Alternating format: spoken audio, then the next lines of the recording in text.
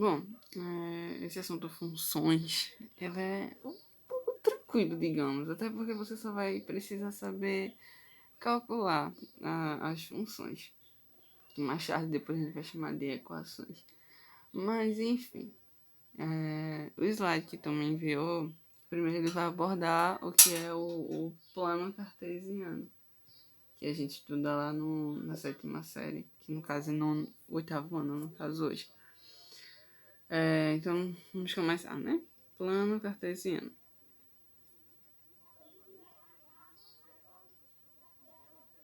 Todo mundo conhece que tem o par ordenado. O que seria, basicamente, o plano cartesiano? Bom, ele é apenas o seguinte, ele é a intersecção de duas retas ortogonais. Ortogonais, no caso, são retas perpendiculares que formam ângulo reto, ou seja, ângulo de 90 graus. Então, o que é o plano cartesiano? É somente a intersecção da reta y, isso aqui não está uma reta, mas enfim, com a reta x. Ou seja, o eixo, a gente vai chamar de eixo x, que é esse, e eixo y, que é esse daqui. Mas, dentro desse plano cartesiano, que no caso a gente vai ter o eixo x e o eixo y, esses dois eixos eles têm nomes. Esses nomes são o eixo y vai ser eixo das ordenadas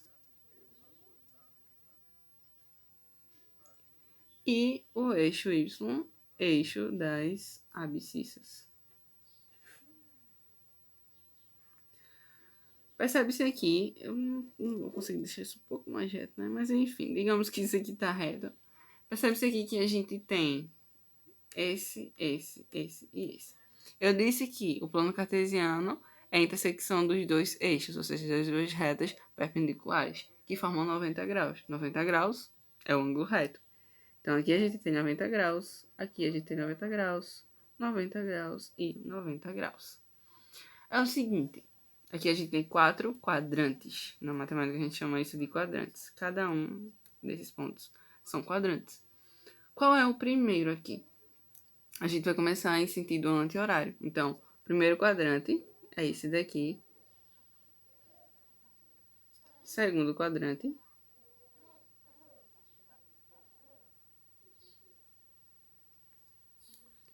Terceiro quadrante.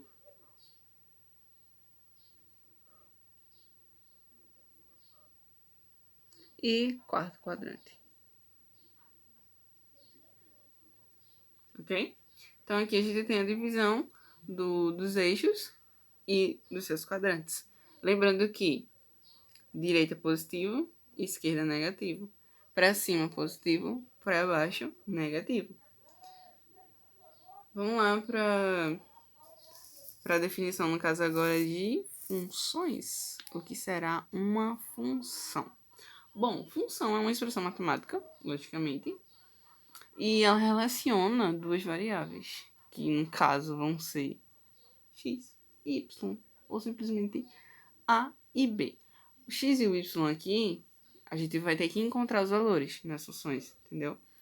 A gente vai chamar as funções de f de x, lógico, e esse f de x, ele é igual a y. Então aí a gente vai ter que achar somente os valores deles. Vamos lá, uma função de a em b é toda a relação de a vezes b que obedece algumas condições. E que condições são essas?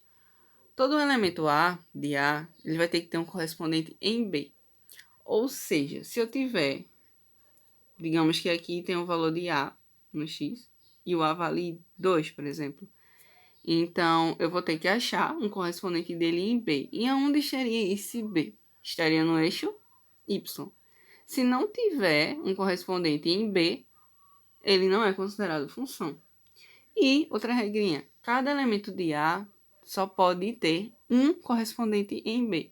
Então, por exemplo, se o 2 ele tem um correspondente 3 em Y, ou em B no caso, que vai ser o valor de B, o 2 ele não vai poder ter o outro valor 5, por exemplo. Ele só vai poder ter um valor. O correspondente desse daqui terá que ser outro número.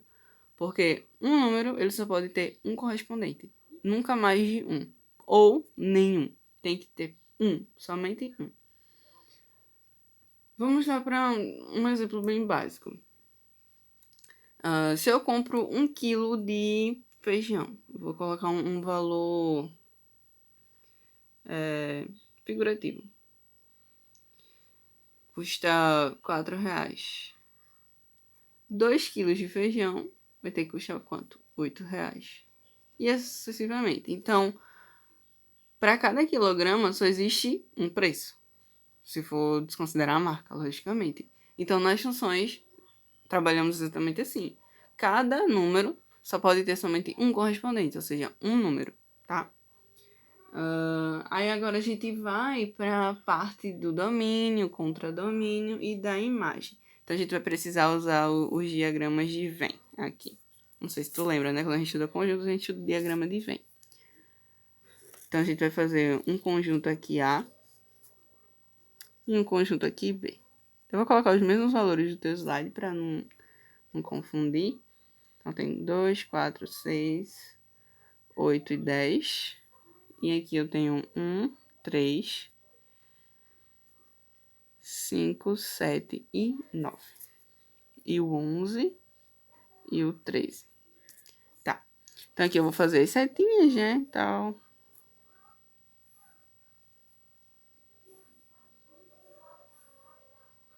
Vamos lá. Aqui eu liguei cada número a outro número. O domínio é sempre a partir de onde vai sair as setinhas. Vou dizer dessa linguagem para tu conseguir entender. O domínio vai ser sempre de onde saem as setinhas, no caso. Então, o domínio aqui vai ser... Nossa, como ficou troncho, mas beleza. D de F vai ser 2, 4, 6, 8 e o 10. E o contradomínio vai ser todo o outro conjunto, sem tirar nenhum, tá?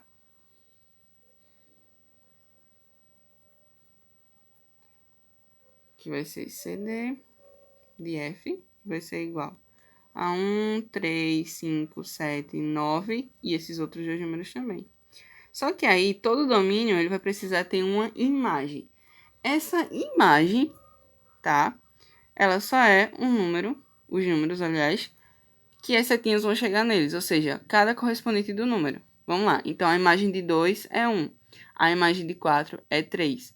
A imagem de 6 é 5. A imagem de 8 é 7. E a imagem de 10 é 9. Esses dois números aqui, eles são excluídos. Porque a imagem só é aqueles números que têm correspondentes. Então, a imagem, no caso, vai ser IM de F, que vai ser igual a 1, 3, 5, 7 e o 9. Pronto. Entendendo isso, você vai entender praticamente tudo. Domínio é de onde saem as setinhas, que é o conjunto dominante, que é o que vai determinar tudo. Contradomínio vai ser todo o outro conjunto, sem tirar nenhum elemento que tem dentro dele. E a imagem vai ser somente aqueles números que têm correspondentes no outro conjunto, tá? Pronto. Prosseguindo. Agora eu vou dar dois exemplos aqui para você ver o que é função e o que não é. Por exemplo, aqui tem os conjuntos aqui A, que vale 1, 2 e 3. E eu vou ter um conjunto B, que vai ter 4 e 8. Tá, vou fazer as intersecções aqui. Vamos lá. O domínio aqui, se eu for falar de domínio, DF, vai ser igual a 1, 2 e 3. O contradomínio vai ser 4 e 8. A imagem vai ser 4 e 8. Mas vamos lá. O correspondente de 1, de A, vai ser 4. O correspondente de 2 é 8. Mas o 3 não tem nenhum correspondente. Então, isso não encaixa na questão de ser função. Então, aqui não é função. Como eu falei, as regrinhas de ser função. É necessário que se tenha um correspondente de A em B e somente um. E um correspondente, ele não pode ter dois correspondentes do outro lado. Essas são as regrinhas, só para lembrar. Então, esse diagrama não corresponde a uma função. Outro exemplo. Eu tenho aqui conjunto A, 1 e 2. E no conjunto B, eu tenho 3, 6 e 9. Ligando as setinhas, eu tenho